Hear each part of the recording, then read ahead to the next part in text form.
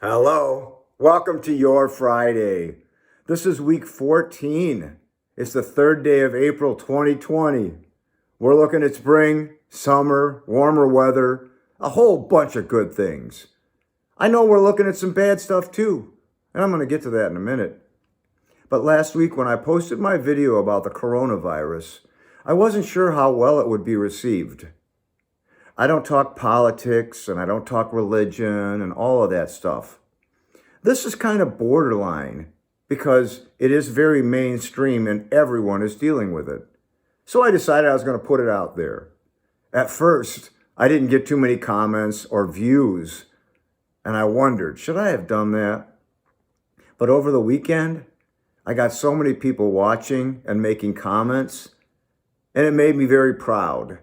Because this is a testing moment for this nation, for the world actually, but for us. We're going through something devastating.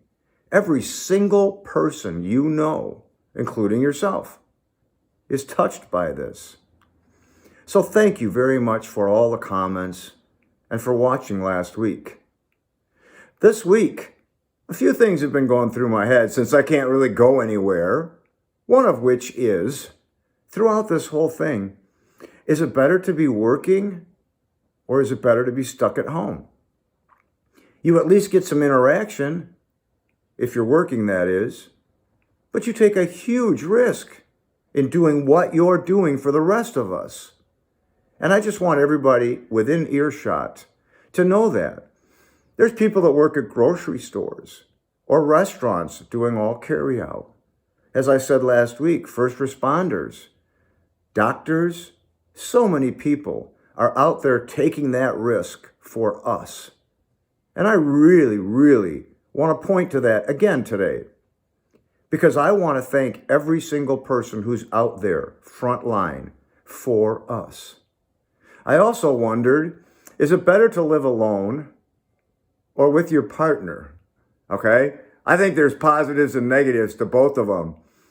But I've talked to a few people who have said they're at home with their partner and going crazy.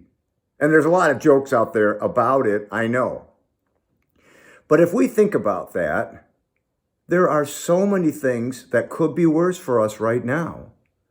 We're able to get in our car and take a drive, go for a walk. There's a lot of things that we can do while we are stuck at home. And we're going to get through this. We're looking at the end of April now. How do we want to look at it? Is it depressing? Or is it something we look forward to? Because I'm going to tell you right now, after April 30th, this nation is going to explode with people going out to eat, going to the grocery store, having parties, cookouts. And that's what I look at. I can't wait to go to a restaurant and sit across the table from somebody and see other people interacting. That's what I focus on right now, today. And believe me, I have my moments of boredom and what am I going to do? But folks, we're in it together. So then I started thinking about the mental health issue. How are we all going to stay sane throughout this? So I looked up the definition of sanity, and I'm going to share a little bit with you right now.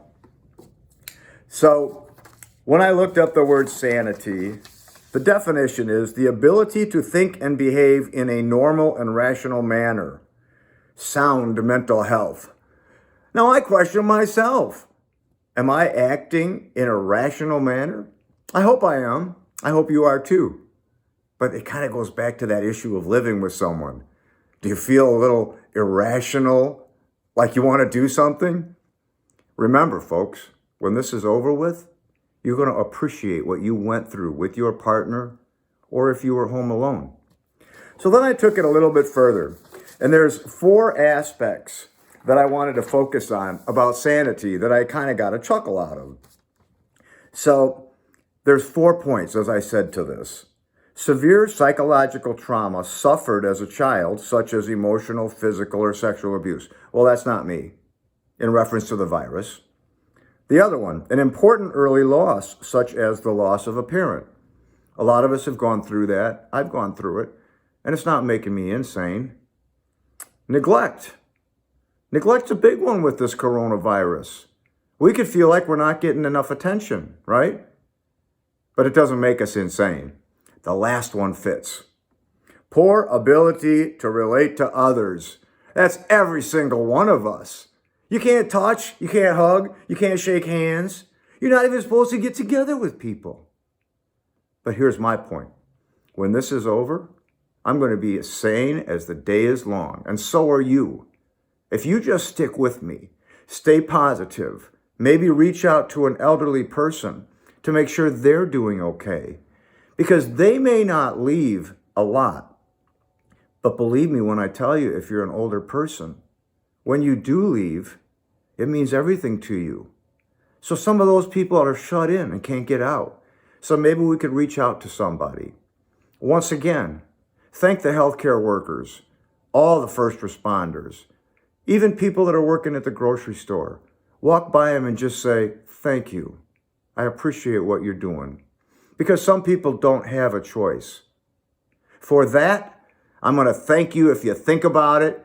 I'm going to tell you have a fantastic weekend and a beautiful week next week. At least it's warm. We can start getting outside and doing things. So this one's a little longer than normal, but I'm going to say God bless you. Thank you for watching, and I'll see you next week.